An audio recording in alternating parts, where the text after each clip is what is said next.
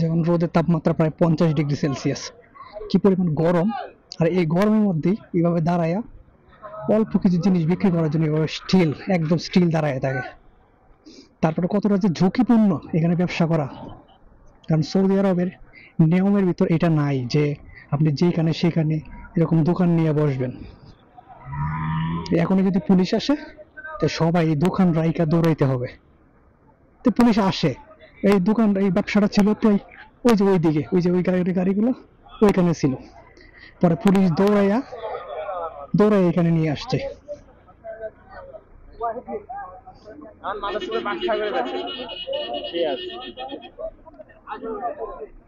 এটা মনে করেন চাহিদা বাড়ছে, তো এখন চাহিদা হয়ে গেছে, এভাবেই ব্যবসা করে। প্রবাসে আসার পরে যে কত মানুষ কত কাজ করে তা বলার মতো না।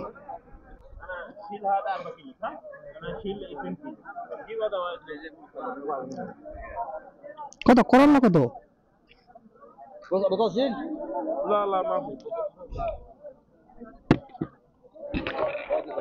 করল্লা কত কেজি ভাই?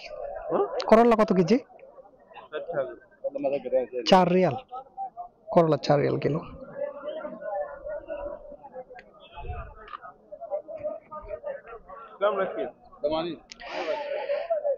সুদানিরা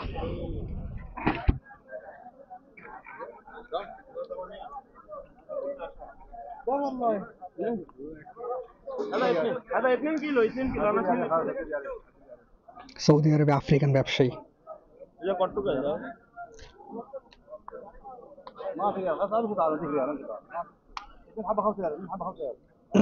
4 রিয়াল কিলো করলা, আফ্রিকান ব্যবসায়ীরা।